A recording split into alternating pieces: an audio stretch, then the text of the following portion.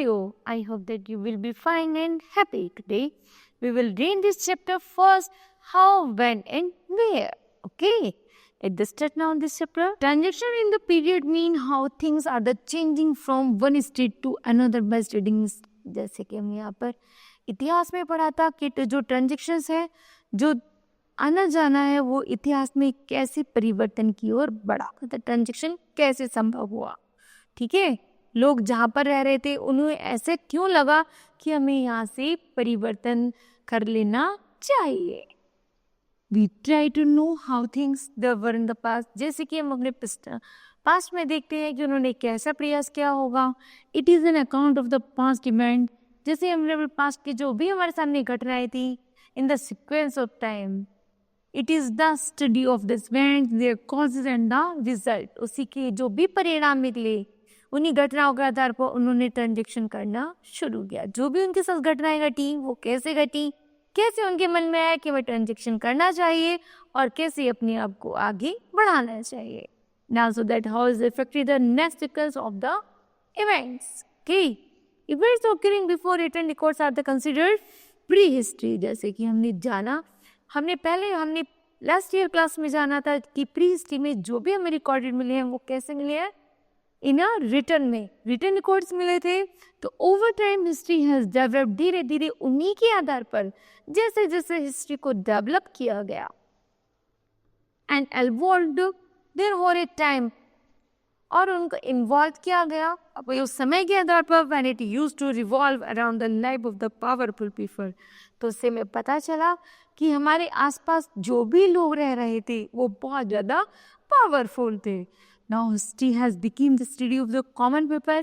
यहाँ तक कि अब जो ये हिस्ट्री है वो कैसी है, कॉमन लोगों को वो डिपेंडेबल है, उनकी लिव्स पर एंड उनके आइडियाज पर. Scholars who write about history are called historians. यहाँ तक कि जो विद्वान हैं वो अक्सर हमें इतिहास के बारे में लिखते हैं और इतिहासकारों के बारे में हमें बताते हैं. ओके, तो first of all first topic period in history. Periodization is the one of the essential tool of any historical study. यहाँ तक कि जब इस युग के आधार पर, periodization के आधार पर जब टूल्स जो भी हमें औजार मिले वो हमें अध्ययन करने के बाद पता चलता है कि ये जो टूल्स हैं वो हमारी कैसे हैं, वो हमारे हिस्ट्रियन से, मतलब इतिहासकारों के द्वारा बताए गए कि ये हमें इतिहास से प्राप्त हुए हैं. It is the center to the relationship between past and the present of a given society. यहाँ तक कि ये हमें प्रेजेंट और पास्ट के बीच के डिफरेंस को बताते हैं. Historians have divided history. Historians जो इतिहासकार हैं वो हमारी हिस्ट्री को लगभग 3 पीरियड्स में डिवाइड करते हैं, जैसे ancient, medieval and the modern. These broad divisions marks how the society, उन्होंने इसको कैसे, इतनी बड़ी अंतराल को कैसे डिवाइड किया कि इसको एंशिएंट में रखना चाहिए, इसको मेडिवल में और इसको मॉडर्न में. तो how the society, economy, culture and the politics of the one period different from that the preceding and society periods. यहाँ तक उन्होंने जाना, जब इतिहासकारों ने जाना कि वहाँ की जो राजनीतिक है, आर्थिक व्यवस्था है, जो भी उनके कार्य है, वो सब उन तीनों में अलग अलग भिन्नताएं देखी, तो उन्होंने जाना कि जो सबसे ज़्यादा, जैसे कि हमने अभी पढ़ा था लास्ट क्लास में कि जो भी रिटन रिकॉर्ड्स थे वो प्री हिस्ट्री में थे, जो रिटन रिकॉर्ड नहीं थे वो प्रोटो हिस्ट्री में थे, है ना. और उसके बाद जो भी दीवारों पर, जमीन पर, पत्थरों पर जो भी लिखा गया और जो भी साफ सुथरी शैलियाँ थी या थोड़ी मॉडर्नाइजेशन थी, वो कहाँ मिली थी, हमको हिस्ट्री में मिली थी. उसी के आधार पर इतिहासकारों ने और हिस्ट्री को लगभग 3 भागों में बांटा. जो सबसे ज़्यादा पुराने चीज़ें एविडेंस प्राप्त हुए थे वो उसको एंशिएंट में, थोड़े नए से उनको लगा तो मेडिवल में, और जो बिल्कुल आज से मिलते जुलते हैं तो उनको उन्होंने मॉडर्न में डाल दिया. Okay, periodisation is the history has change over time. इसी इतिहासकारों ने उन्होंने क्या करा, इस युग के स्थानांतरण नहीं, इस युग को ही बदल लिया, मीन हिस्ट्री को ही बदल दिया.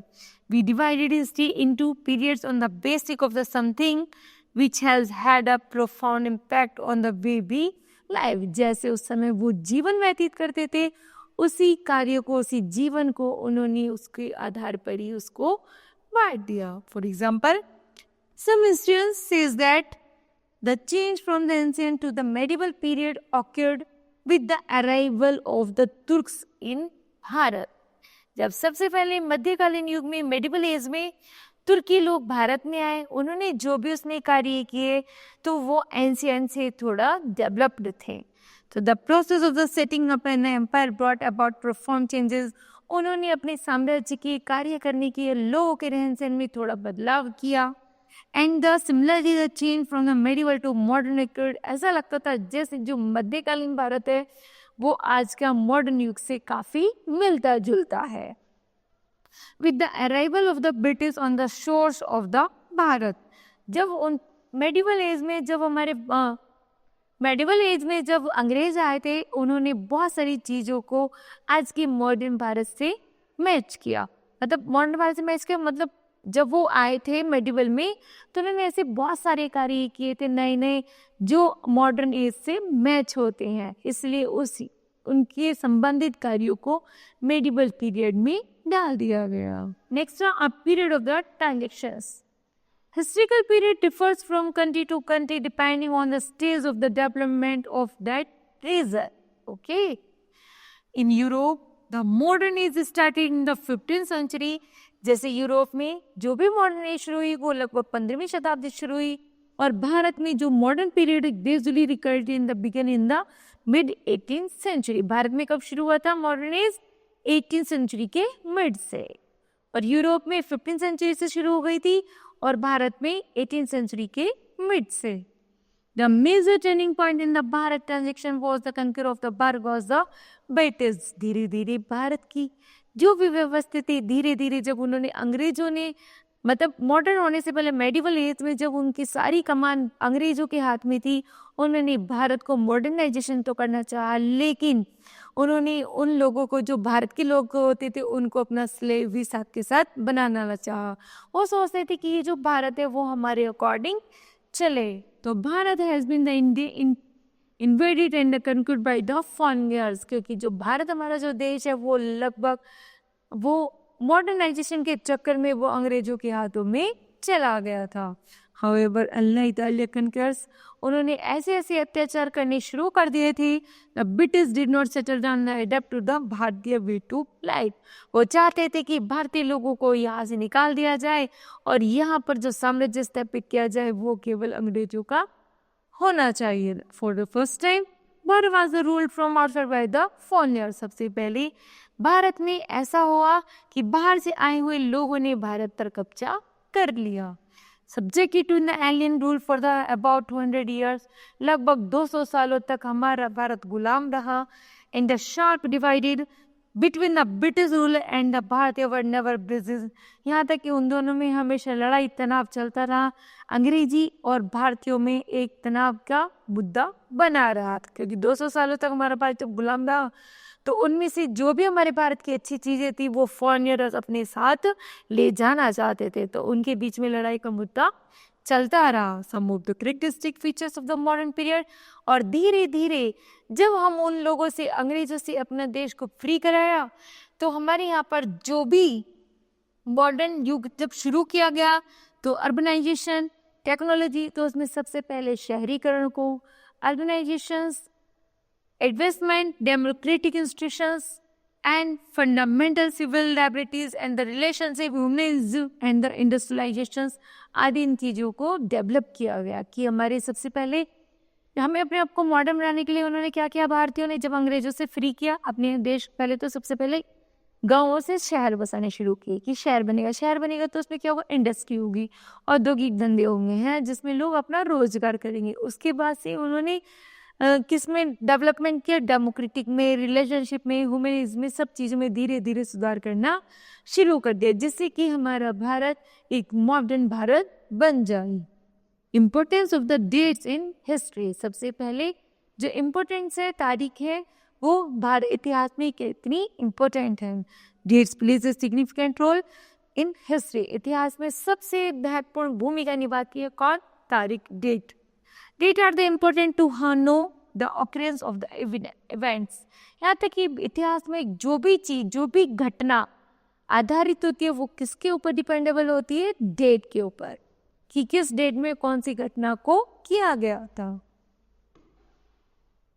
In the chronological order, remembering or the knowing the dates is not in the easy zone। यहाँ तक कि उस समय डेट को मेंशन करना इतना आसान नहीं था, बल्कि एक डिफरेंट कार्य था। However, for some overalls, we know the dates, but for some other it's difficult to assign a date। यहाँ तक कि ओवरऑल उस तारीख को मेंशन करना, बताना और उसके अकॉर्डिंग कार्य करना, यह बहुत एक डिफिकल्ट टास्क था। They take a long time of the occur। यदि वो उस पर डेट मेंशन करते थे, वह एक लंबे समय तक चलता रहता था। मान लो कोई एविडेंस है, कोई तथ्य है, हमने उस पर डेट मेंशन कर दी, या हमने कोई मूर्ति बनाई उस पर डेट मेंशन कर दी, तो क्या होता था, यदि वो कहीं छुप गई या खो गई या कभी कितनी सालों बाद में मिले, तो हमें उसे देखकर पता चल जाएगा ना कि वो कौन सी सेन में, कौन सी डेट में बनी हुई है। तो यहाँ पर जो इतिहास थी, इतिहास किसके ऊपर डिपेंडेबल है? केवल इम्पोर्टेंस है डेट के ऊपर। यदि उस पर कुछ ना कुछ शैली या डेट ऐसी है कि वो बहुत ज़्यादा प्राचीन है, तो उससे पता चलती है कि ये जो चीज़ें हैं वो कैसी हैं, वो इतिहासकारों से संबंधित है या ये हमारी प्राचीन है। ब्रिटिश राज एंड द भारतीय हिस्टोरी।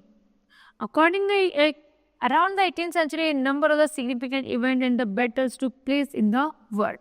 लगभग 18वीं शताब्दी की युग जैसे शुरू होता है तो क्या होता है, चारों तरफ एक युद्ध का माहौल सा बन जाता है। As most of the writer were depend on the influence by the rulers. यहाँ तक कि जो लिखने वाले साहित्यकार होते थे वो भी राज्यों किस पर, रूलर्स पर, सम्राटों पर ही आधारित होते थे। यदि उनके रूलर्स कहेंगे कि इस चीज़ को लिखो तो लिखते थे, नहीं तो वो नहीं लिखते थे। So they would write only about their achievement. उनके जो रूलर थे, शासक थे, वो केवल ये चाहते थे कि वो जो इतिहासकार हैं उस समय की वो उन चीज़ों को लिखे जो वो उनको लिखवाएं, या जो भी वो अचीवमेंट गेट करे वह उनको मात्र उनको ही लिखे। But is the readership grew and the print market for books expanded. और उनकी जैसी किताबें छपें तो वो मार्केट में एक हाई प्राइस पे छप जाए। The earning of the author's increase. धीरे धीरे उनकी जो ऑथर की अर्निंग थी वो भी धीरे धीरे बढ़ जाए। And this freed them from the financial dependence of the patrons of the artifact aristocrats and give me the independence to write their common people. लेकिन वो इतने स्वतंत्र नहीं होते थे कि वो किसी कॉमन पीपल, सामान्य लोग पर या किसी काश्तकार पर या किसी जनता पर वो स्वतंत्र होकर लिख सके। The social and the economic structure of the society. There were many historians who started writing about the British rule in Bharat.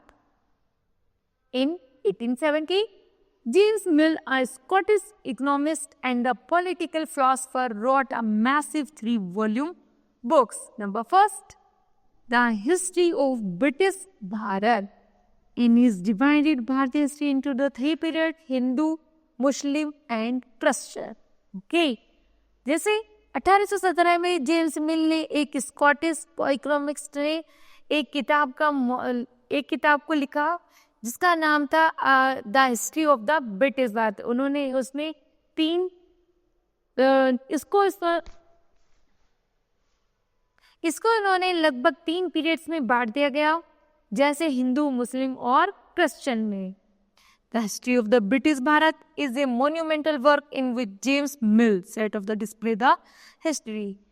जैसे कि इन्होंने the history of the British Bharat में जेम्स मिल ने इसमें सारा इतिहास खोल करके रख दिया था, और लेकिन उन्होंने हिंदू, मुस्लिम और क्रिश्चियन के बीच में एक बैरियर का काम कर दिया था। इस बुक ने क्या किया था, एक बैरियर का काम करना शुरू कर दिया था। उन्होंने बताया था इसमें उनकी हिस्ट्री के बारे में, characteristic, religion, literature, art and the laws of Bharat, कि यहाँ के जो लोग हैं कि भारतीय क्लाइमेट और कैसे इस क्लाइमेट में रहते हैं, कैसे उनके कानून है, कैसे कायदे हैं, कैसे वो जीवन व्यतीत करते हैं, उन सब के बारे में उन्होंने उसमें मेंशन किया था। Despite the fact that Mill had never been to Bharat, his work had a profound effect on the British system of governing the country, as did his later official connect with Bharat. धीरे धीरे जैसे कि भारतीय system में जैसे जैसे अंग्रेजी साम्राज्य स्थापित होने लगा तो भारतीय साम्राज्य में क्या हुआ, अंग्रेजी शासन फैलने लगा। उन्होंने इन भारतीयों को खत्म करने के लिए अपने अंग्रेजी शासन की शुरुआत की और अंग्रेजों ने क्या किया, सबसे पहले कायदे कायदे कानून बनाए जिससे भारत में फूट की मतलब एक दूसरे से लड़ने की भावना शुरू हो जाए। बट ही प्रिसीव्ड भारतीय एज द इंफीरियर पीपल। यहाँ तक कि जो भारत के लोग थे फिर भी इतने मजबूत थे कि वो लगातार गति से किससे, अंग्रेजों से लड़ते रहे। The sources of the history of the model battle. The period under study has the abundance of source material. They are the number of the other still sources which give us the clear picture of this period. Number first, archaeological sources. What is archaeological? Archaeological sources include inscriptions, building, monuments, coins. British, Portuguese, French, and the Dutch all have built various forts, places, residential, official, and the public buildings like railway station, educational building, etc. जैसे कि archaeological में जैसे भी अंग्रेज वगैरह, अंग्रेज या फिर भारतीय ने मिलकर जो भी हमारे भारत में जो भी मोन्यूमेंट्स स्थापित किए, चाहे वो कोई भी फोर्ट, किले हो, प्लेसेस हो, रेसिडेंशियल हो, ऑफिशियल हो, पब्लिक बिल्डिंग्स हो, स्कूल्स हो, इन सबको जब स्थापित किया गया तो उन्होंने उसमें एक नई अलौकिक भारत की छवि दी की। इसके अलावा उन्होंने विक्टोरियल मेमोरियल इन कोलकाता में, राष्ट्रपति भवन इन दिल्ली में, गेटवे और भारत इन मुंबई में, ऐसे बहुत सारे अपने जैसे जैसे युग परिवर्तित होता चला गया वैसे वैसे मुगलों ने, तुर्कियों ने, अंग्रेजों ने अपने अपने मोन्यूमेंट्स को स्थापित करना शुरू कर दिया जिससे भारत में उनका स्थापत्य जम सके। लेकिन लास्ट में क्या हुआ कि भारतीय लोग इतने मजबूत थे, इतने उनकी जो सोच थी भले कैसी थी कि वो एक यूनिटी को बनाने वाली थी और उन्होंने फिर से वापस अपना कब्जा हिंदुओं ने कर लिया और अपने भारत को अंग्रेजों से छुड़ा लिया। तब हमारा भारत धीरे धीरे जो बिल्डिंग्स मोन्यूमेंट्स बने थे उनको धीरे धीरे उनको डेवलप किया और अपने भारत को एक मॉडर्न भारत बना दिया। नंबर 2 है लिटरेसी सोर्सेज।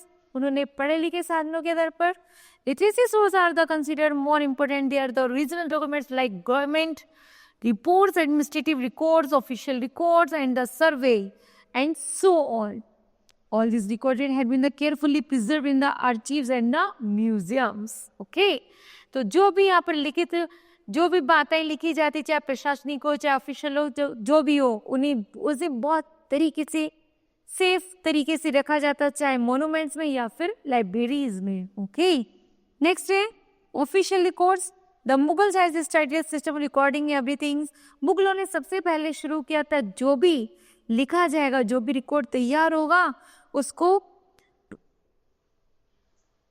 जो भी यहाँ पर सिस्टम शुरू किया जाएगा उन सब चीजों को लिखित रूप में शुरू किया जाएगा। This was a further and the perfected by the British. और उसी के आधार पर अंग्रेजों ने भी वैसे ही करना शुरू किया। जो मुगलों ने शुरू किया था वही अंग्रेजी साम्राज्य ने किया कि जो भी कार्य होगा वो लिखित रूप में बिल्कुल सावधानी के साथ किया जाएगा। Every administrative decision was recorded. और जो भी प्रत्येक प्रशासनिक रिकॉर्ड्स, जो भी डिसीजन लिए जाते थे, निर्णय लिए जाते थे, उनको भी लिखित रूप में लिखा जाता था एंड केयरफुली प्रिजर्व, और बड़े ध्यान से उनको संभाला जाता था। And executive, legislative and judiciary body had record rooms. उसके लिए अलग अलग से जुडिशरी में, न्यायालय में अलग अलग से कमरे तैयार कर दिए जाते थे जिसमें एडमिनिस्ट्रेटिव के जो भी रिकॉर्ड्स होते थे वो उसमें आसानी से उनमें रख सकें। Which even the smallest record were kept. और कोई भी कुछ रूमों में छोटे मोटे रिकॉर्ड्स सही रखे जाते थे, वेल कैटलाइज, जैसी भी उनकी भावनाएं होती थी। यदि जजमेंट से संबंधित तो जुडिशरी में, है ना, और लेजिस्लेटिव से संबंधित तो लेजिस्लेटिव रूम्स में। तो सभी रिकॉर्ड्स को अलग अलग रूम्स में डिवाइड कर दिया जाता था और अकॉर्डिंग टू, और उनके आधार पर उस इनके रिकॉर्डों को उसमें रखा जाता था। Thus the proceeding of the each government department is available to us। और यही फिर जैसे जैसे हमारी सरकार बदल चली गई और धीरे धीरे हमारे साम्राज्य ने भी ऐसा करना शुरू कर दिया। दिस हैज हेल्प हिस्टोरियंस, ये जो इतिहासकार हमारी हेल्प करते हैं, हमें बताते हैं, सहायता करते हैं कि हमारे इतिहास में ऐसा हुआ था, तो हमें इससे भी बहुत ज़्यादा इम्पोर्टेंट क्या मिलती है, बहुत ज़्यादा सुविधा मिल जाती है। मतलब बस जो भी हमारे इतिहास में हुआ था वही हम अगर शुरू कर दें, थोड़े मोड़े में थोड़ा बहुत परिवर्तन करें, बाकी जो चीज़ें उन्होंने बनाई थी कि वो तो अच्छी हैं कि भाई जो चीज़ें उन्होंने बनाई हैं वो रिटर्न में है और उनको सेव कर दिया जाए, तो उन्होंने वैसे ही अब मॉडर्न भारत बनाने के लिए उन्होंने यही कार्य करना शुरू कर दिया। Immediately in there the study of the period, many of the official records of the period are now the preserved in the national archives of the Bharat. और धीरे से और उसके बाद से उन रिकॉर्डों को जिस संग्रहालय में रखा गया उसको नाम दिया गया national archives of Bharat. Okay, फिर है survey reports. The British also began the practice of the conducting survey. किसी भी चीज को अच्छे से जानने के लिए जो ब्रिटिश साम्राज्य आया था वो उसका सर्वे करता था, निरीक्षण करता था कि ये वास्तव में सही है या फिर गलत है। पॉपुलेशन सर्वे, जैसे उन्होंने जनसंख्या का सर्वे किया, revenue survey and the rate survey and money other types of the survey were conducted. और ऐसे अन्य बहुत सारे सर्वों का शुरुआत की गई। तो mapping was an important part of this survey. तो इन सर्वों का निर्धारण करने के लिए सबसे जो महत्वपूर्ण था वो था मैप, है ना, नक्शा। नक्शे के द्वारा बताया गया इस पार्ट में कितनी जनसंख्या रहती है, कितने एरिया में कितनी जनसंख्या। तो उन सबका जब सर्वे कराया गया तो हमने जाना कि सबसे ज्यादा इंपॉर्टेंट है सर्वो को गेट करने के लिए map. The British made a large number of the topographical maps. यहाँ तक कि अंग्रेजों ने मैप को जब जाना कि मैप सबसे ज़्यादा सटीक सही है, तो उन्होंने ऐसे बहुत सारे लार्जेस्ट सबसे बड़े टोपोग्राफिकल एक अच्छी अक्षांश पर बने हुए मैप का अंकन किया, बनवाया। सेंसस ऑपरेशंस आल्सो बिगन, और उस पर सेंसस को शुरुआत की गई। जैसे अक्षांश देशांतर लैटिट्यूड्स और लॉन्गिट्यूड्स होती हैं मैप पर, उसी तरह उन सेंसस को अंकित किया गया। All these reports are available to us, जिससे हमें पूरे भारत की जानकारी आसानी से प्राप्त हो जाए। Okay, फिर indigenous records, diaries, account of the pilgrims and the travelers, newspaper, book, novels and the leaflets reflect the feeling of the Bharatiya under British rule। Bharat में अंग्रेजी रूल के दौरान ऐसे बहुत सारे रिकॉर्ड्स थे, जैसे डायरीज, पिलग्रिमेज, ट्रेवलर्स, न्यूज़पेपर, यहाँ तक कि पेड़ पत्तियों पर लिखे हुए ऐसे बहुत सारे एविडेंस को इकट्ठा किया और उनको क्या कर दिया गया, ब्रिटिश रिकॉर्ड्स को तैयार किया गया। People wrote in English, mostly वो जो अंग्रेजी लोग होते थे अंग्रेजी में लिखा करते थे। And the vernaculars, Dadabhai Naoroji wrote poverty and un British rule in Bharat. Dadabhai Naoroji ने हमेशा गरीबी था और भारत में जो भी अनब्रिटिश रूल था उसके ऊपर लिखा करते थे। In which is the highlighted the exploited nature of the British rule. उन्होंने सबसे ज़्यादा हाईलाइट किया किसको, कि जो भारत में जिसका एक्सप्लॉइटेशन, शोषण हो रहा है, उसको बहुत ज़्यादा हाईलाइट करके दादा भाई नौरोजी ने लिखा कि अंग्रेज लोग हमारे भारतीयों को कैसे एक्सप्लॉइटेड करते हैं। Newspaper such as the Kesari in Marathi, जो न्यूज़पेपर छापे जाते थे वो मराठी भाषा में, Maratha in English, and also made people aware of the real intentions of the British. क्योंकि भारतीय लोग जानते थे कि जो अंग्रेजों का जो शासन है वो मोस्टली जो भी चीज़ें होते थे वो अंग्रेजी में इसलिए छपवाते थे जिससे भारतीय लोग उसको ना पढ़ सके और वह उनकी भाषा का फायदा उठा करके उस पर अपने कार्य को, अपने इस देश पर आधिपत्य आसानी से जमा सके। And the national movement was its peak, जैसे राष्ट्रीय आंदोलन था जब बड़ी चरम सीमा पर था, तो British tried to the suppress the press. धीरे धीरे अंग्रेजी लोगों ने प्रेस किया, फोर्स किया कि ये जो न्यूज़पेपर है वो अंग्रेजी भाषा में छपे, हिंदी में ना छपे। यदि हिंदी में छपेगा तो अंग्रेजों के जितने भी कायदे कानून हैं वो हम भारतीय लोग आसानी से पढ़ लेंगे और हो सके उसका अंग्रेजों को बाहर निकाल दे। तो इसलिए उन्होंने जोर डाला कि जो भी चीज़ें हैं वो अंग्रेजी में ही छपेंगी। However they were unsuccessful. लेकिन जब नेशनल मूवमेंट की शुरुआत की गई तो अंग्रेजी लोग क्या हो गए, असफल हो गए, क्योंकि न्यूज़पेपर थी, डायरीज थी, मोन्यूमेंट्स, जो भी चीज़ें थी वो धीरे धीरे हिंदी में छपने शुरू हो गए। This year he will be studying the history of the last 25, 250 and 300 years. This period is generally regarded as the moderate period. जैसे युग में परिवर्तन होना शुरू हुआ तो 250 से 300 सालों के बीच में धीरे धीरे भारत को मॉडर्न भारत के नाम से जाना जाने लगा। The modern period in Bharat is associated with the establishment of the British colonial rules and the fight we put and against it। धीरे धीरे जैसे जैसे जब सब चीजें हिंदी में छपने लगी तो भारतीय लोग जानने लगे कि अंग्रेज लोग हमारे साथ ज्यादा हमारा एक्सप्लॉइटेड अत्याचार कर रहे हैं, तो उन्होंने उसको रोकने के लिए क्या किया, उनसे युद्ध करना, उनसे लड़ना मरना शुरू कर दिया, जिससे अंग्रेजों को भारत से बाहर किया जा सके। He will study the socio-cultural changes। धीरे धीरे उनके सामाजिक रूप में भी परिवर्तन हुआ and that came into the Bharat under the influence of the British। और उन्होंने जल्द ही अंग्रेजों के चंगुल से भारत को छुड़ा लिया। We will read about the rise of the nationalism in Bharat। और जल्द ही वह राष्ट्रवादिता की भावना को भारत में पढ़ने लगे, which ultimately lead the Bharat becoming a free nation।